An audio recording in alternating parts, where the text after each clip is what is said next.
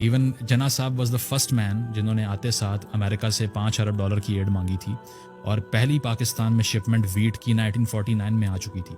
دوسرے سال سے پاکستان نے بھیک مانگنے کا آغاز کر دیا تھا، ٹھیک ہے، اور اس کے بعد میں ساری کی ساری انرجی ریاست کی امریکہ سے پیسے لینے کے چکر میں تھی۔ انہوں نے کہا کہ ہم رشیا کے اگینسٹ الائنس سائن کر دیتے ہیں، پیسے دے دیں ہمیں کسی طرح۔ ایوب خان نے بھی ساری انرجی جس پہ لگائیں، اور باہر سے پیسے آئے، وہ پیسے اکٹھے کیے، ہتھیار ڈیولپ کیے، انڈیا پہ مارچ کھول دی۔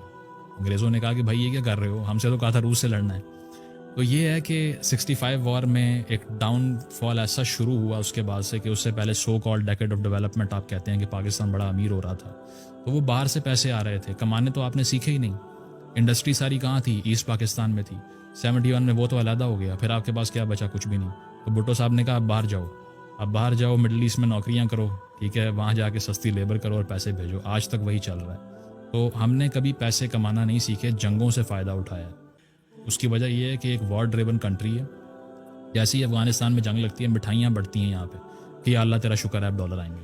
اب مسئلہ یہ ہے کہ امریکہ چلا گیا تو ڈالر آنے کا کوئی طریقہ نہیں ہے، اور جب بھی پاکستان کی اکانومی میں بوم آیا وہ باہر سے پیسہ آیا، یہاں سے کچھ ڈیولپ نہیں کیا۔ سارا اکنامک انالیسس کرنے پاکستان کے 70 سال کا یہی ملے گا آپ کو کہ ایوب صاحب پیسے لے رہے تھے امریکہ سے، اکانومی بہتر ہو گئی، ٹیمپرریلی ہوئی، ٹھیک ہے، وہ ختم ہوا 65 وار کے بعد۔ 71 میں پاکستان علیحدہ ہو گیا۔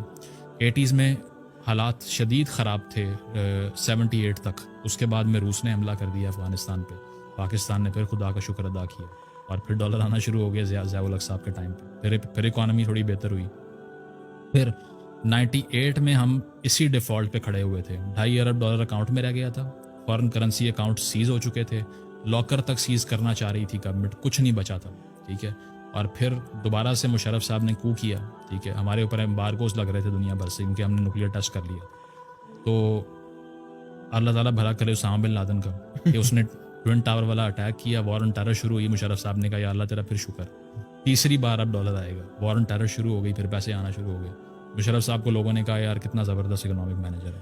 تو ہم نے کبھی پیسے کمانے پہلے دن سے نہیں سیکھے، ہم صرف پلاٹ خریدنے اور بیچنے آتے ہیں۔ Real estate